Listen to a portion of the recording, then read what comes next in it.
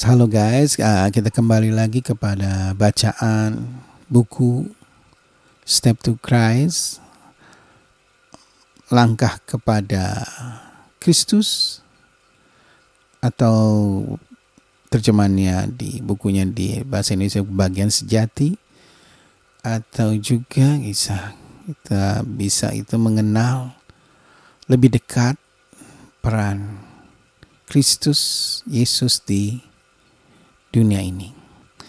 Bab 1 kita sudah melihat, membaca, dan garis besarnya adalah kasih Allah kepada manusia yang begitu besar sehingga ia mengorbankan anak yang tunggal untuk meraih kembali manusia kembali kepada hubungan lebih dekat antara manusia dengan sorga. Dan itu semua melalui Yesus Kristus. Dan Yesus yang pernah tinggal di sorga turun ke dunia ini. Kristus, maksud saya Kristus yang pernah tinggal di dunia ini menjadi manusia yang bernama Yesus, dan dia tinggal bersama-sama dengan manusia, dan dia merasakan kepedihan, kesedihan, kedukaan yang manusia rasakan karena dosa, dan ia mengetahui bagaimana jalan keluarnya. Yesus adalah jalan keluar kita untuk lebih dekat kepada Allah Bapa. Oke,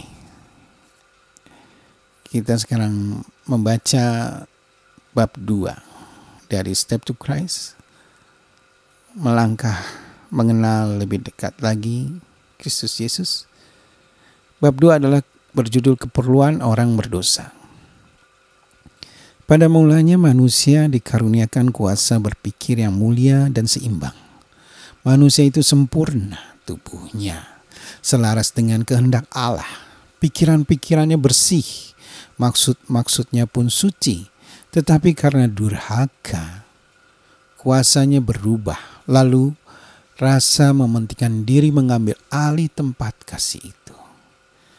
Keadaannya menjadi amat lemah karena pelanggaran, sehingga membuat dia tidak mungkin dengan kekuatannya sendiri melawan kuasa kejahatan itu. Manusia telah ditawan setan dan akan tetap dikuasainya kalau Tuhan Allah tidak turut campur tangan secara khusus. Maksud penggoda ialah menghalang-halangi rencana ilahi pencipta manusia itu, lalu memenuhi bumi ini dengan bencana yang memilukan. Dan dia akan menunjukkan bahwa semuanya ini terjadi sebagai akibat dari pekerjaan Allah dalam menciptakan manusia. Dalam keadaan manusia tanpa dosa, dia dapat mengadakan hubungan yang menyenangkan dengan Allah, yang di dalam dialah tersembunyi segala harta dan hikmat dan pengetahuan. Kolose 2 ayat 3. Tetapi sejak jatuh ke dalam dosa, manusia tidak lagi dapat menikmati kesenangan hubungan yang kudus itu. Bahkan dia mencoba menyembunyikan dirinya dari hadapan hadirat Allah. Begitulah selalu keadaan hati yang masih belum dibarui. Ia tidak sesuai dengan Allah dan tidak akan mendapat kesenangan dalam hubungan dengan Dia. Orang yang berdosa tidak senang di hadapan Allah. Dia akan takut dan menarik diri dari pergaulan dengan makhluk-makhluk yang suci. Sekiranya manusia itu diperkenankan memasuk surga, hal itu tidak akan menggembirakannya. Kasih yang tidak mementingkan diri yang berada di surga, setiap hati menyambut hati kasih Allah yang tiada batasnya, tidak akan mendapat sambutan di dalam jiwa rohnya jiwa manusia itu. Pikiran-pikiran yang memikat hatinya, motif-motif yang terdapat padanya, berlawanan dengan orang-orang tanpa dosa yang tinggal di sana. Dia akan menjadi satu bunyi yang sumbang dalam irama surga. Baginya surga adalah tempat penuh siksa. Dia lebih suka lenyap dari Tuhan yang menjadi terang dan pusat dari segala kegembiraan. Bukan Tuhan yang sewenang-wenang memerintahkan supaya orang jahat itu enyah dari surga, tapi mereka sendirilah yang telah menutupnya dengan ketidaklayakan. Menghadapi pergaulan yang ada di sana, bagi mereka kemuliaan Allah akan menjadi bara api yang menyala-nyala. Mereka menyambut kebinasaan supaya mereka dapat terlindung dari wajah Kristus yang telah mati untuk menebus mereka. Mustahil dengan kekuatan sendiri melarikan diri dari lubang dosa yang di dalamnya kita tenggelam. Hati kita jahat, kita tidak dapat mengubahnya. Siapa yang dapat mendatangkan yang tahir dari yang najis? Seorang pun tidak. Karena keinginan daging adalah maut, tapi keinginan roh adalah hidup dan damai sejahtera. Ayub 14 ayat 4, Roma 8 ayat 6. Pendidikan, kebudayaan, penguasaan kehendak, usaha manusia, semuanya mempunyai kegunaannya masing-masing. Tapi di sini, semua itu tidak berdaya sama sekali. Semua yang disebutkan di atas itu yaitu kebudayaan, pendidikan, penguasaan kehendak itu di atas mungkin saja menghasilkan tabiat yang amat baik secara lahiriah, namun tidak dapat mengubah hati,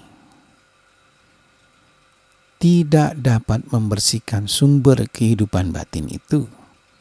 Harus ada satu kuasa yang bekerja dari dalam, suatu kehidupan baru dari atas. Sebelum manusia dapat diubahkan dari dosa kepada kekudusan, kuasa itu ialah kuasa Kristus. Hanya anugerahnya saja yang dapat menghidupkan segala kuasa jiwa yang tiada berdaya itu. Menariknya kepada Allah, kepada kekudusan. Juru Selamat berkata, jika seorang tidak dilahirkan kembali, kalau dia tidak menerima satu hati yang baru, kerinduan-kerinduan yang baru, maksud-maksud dan motif yang baru, yang menuntun menuju kepada satu kehidupan baru, ia tidak dapat melihat kerajaan Allah. Yohanes 3 ayat 3. Pikiran yang mengatakan bahwa satu-satunya yang perlu dipertumbuhkan ialah yang baik yang memang sudah ada di dalam diri manusia secara alamiah adalah merupakan satu pikiran yang sesat dan amat berbahaya. Tetapi manusia duniawi tidak menerima apa yang berasal dari roh Allah, karena hal itu baginya adalah suatu kebodohan. Dan ia tidak dapat memahaminya sebab hal itu hanya dapat dinilai secara rohani. 1 Korintus 2 ayat 14. Janganlah engkau heran karena aku berkata kepadamu, kamu harus dilahirkan kembali. Yohanes 3 ayat 7.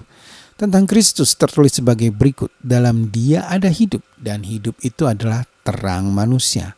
Satu-satunya nama yang dikaruniakan kepada manusia yang olehnya kita dapat diselamatkan. Yohanes 1 ayat 4 dan Kisah 4 ayat 12. Tidak cukup hanya sekedar mengerti kelembutan kasih Allah, melihat sifat kemurahannya dan kelembutan seorang bapa. Tidak cukup hanya dengan mengenal hikmat dan keadilan hukumnya, melihat bahwa hukum itu didasarkan atas prinsip kasih yang abadi. Rasul Paulus melihat semuanya ini ketika dia berseru, aku menyetujui bahwa hukuman itu baik. Jadi hukum Taurat adalah kudus dan perintah itu juga kudus, benar dan baik. bahkan ditambahkan di dalam jeritan jiwa yang pedih dan dengan rasa putus asa. Aku bersifat daging, terjual di bawah kuasa dosa. Roma 7 ayat 16, 12-14. Dia merindukan kesucian dan kebenaran, hal mana dia sendiri tak berdaya memperoleh. Lalu berseru, "Aku manusia celaka, siapakah yang akan melepaskan aku dari tubuh maut ini?" Roma 7 ayat 4. Cerita demikianlah yang keluar dari bibir orang-orang yang dibebani dosa di segenap penjuru dunia. Pada sepanjang zaman, untuk semua ini hanya ada satu jawaban, yakni lihatlah anak domba Allah yang menghapus dosa dunia. Yohanes 1 ayat 9. Dengan banyak perumpamaan, Roh Allah telah berusaha menggambarkan kebenaran ini dan membuatnya demikian jelas kepada jiwa-jiwa yang sudah lama merindukan kebebasan dari himpitan beban dosa. Setelah menipu Esau, Yakub melarikan diri dari rumah ayahnya dan dia dibebani satu perasaan bersalah.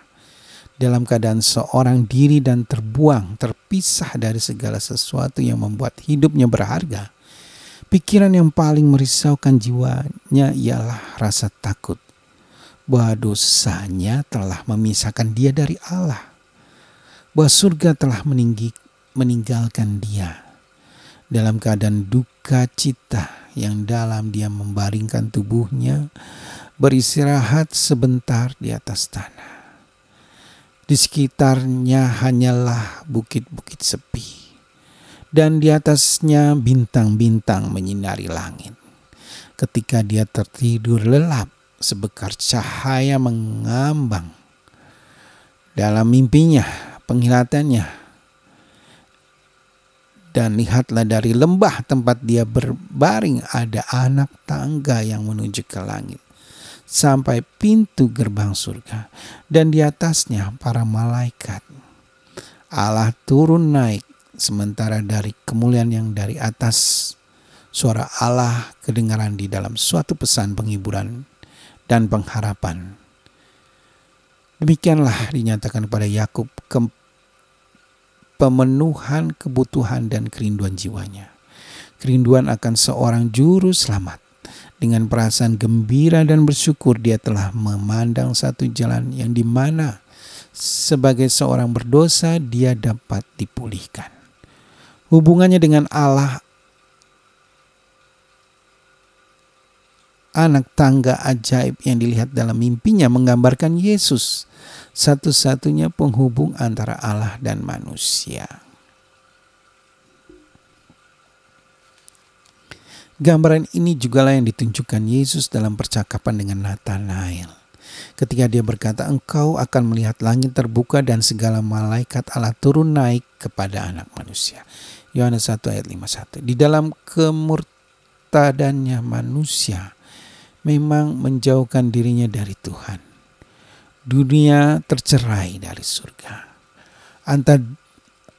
Antara jurang yang memisahkan itu tidak ada hubungan. Tetapi melalui Kristus, dunia kembali dijembatani dengan surga.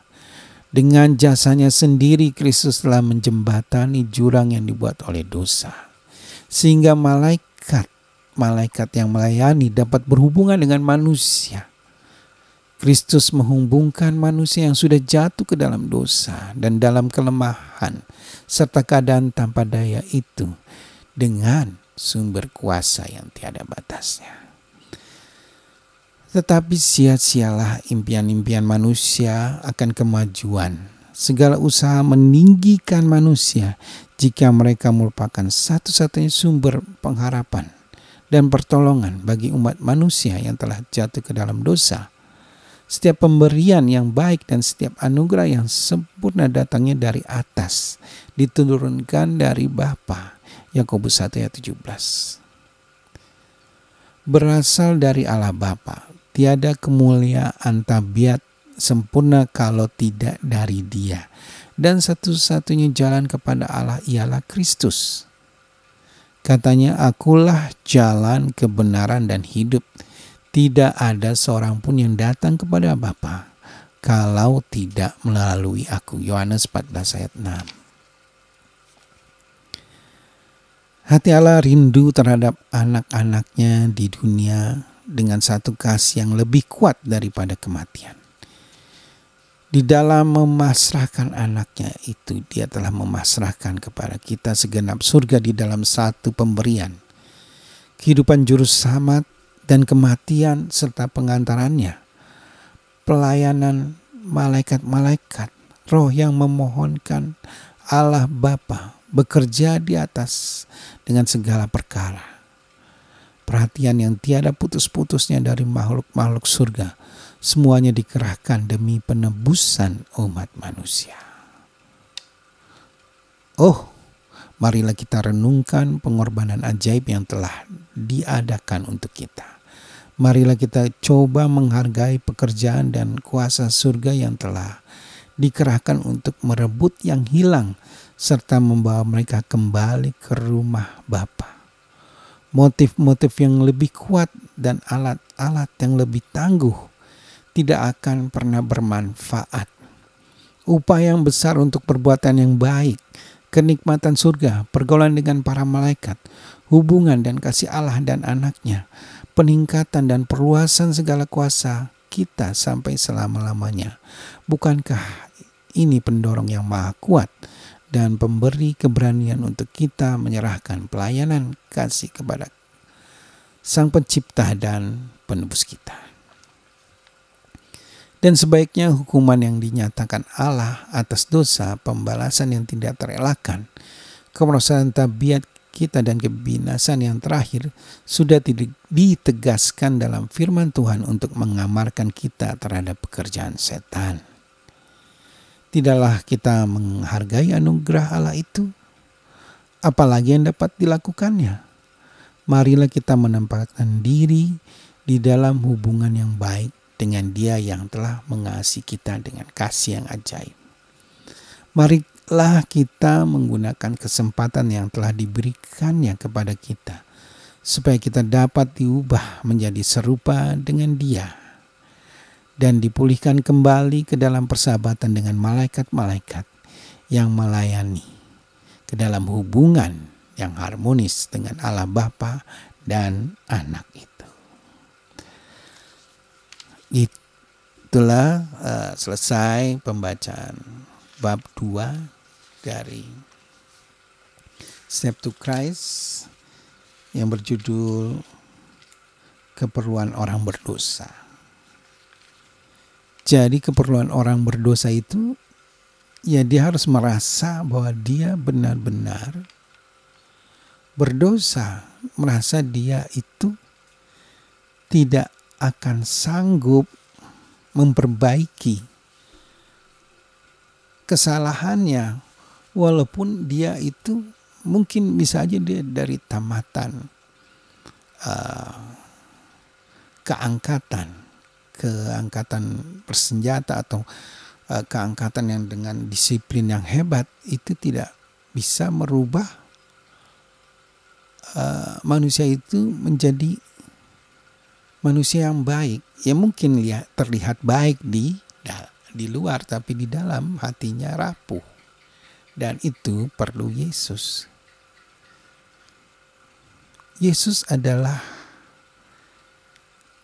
jembatan yang kalau kita mau melalui dari pulau ke pulau, misalnya kita mau melalui dari pulau Jawa ke Pulau Madura, itu ada jembatan yang menjembatani itu. Nah, jembatan itu adalah Yesus. Dia yang di atas jasa-jasa Yesus jembatan itu jadi. Dan jembatan itu juga Yesus, jembatan yang hidup. Ngapain kita susah-susah payah membuat perahu untuk menyeberang ke Pulau Madura? Atau membaca atau mengubah tubuh kita jadi kuat untuk berenang. Yang atau akibatnya kita jadi lama untuk nyampe ke sana, atau bisa jadi tidak sampai. Dan Yesus itu juga sebagai tangga di mana banyak tangga, di mana kalau orang tuh mau naik ke gunung itu mereka harus panjat tebing. Dan banyak manusia mencoba untuk memanjat tebing dengan usahanya sendiri. Dan tebing ini tebing yang dihalangi dengan banyak pencobaan. Tebing-tebing itu banyak sekali yang pencobaan yang dibuat oleh setan. Tapi dengan naik tangga yang Yesus itu sendiri, tangga itu adalah Yesus sendiri, kita akan naik, kerohanian kita lama-kelamaan naik akhirnya sampai dengan hubungan yang indah, yaitu sorga, hubungan makhluk sorga dengan manusia. Jadi kebutuhan orang berdosa adalah dia harus merasa benar-benar membutuhkan Yesus Kristus itu. Oke, sampai di sini kita akan lanjut ke besok ke bab 3 ya, dengan judul pertobatan. Terima kasih.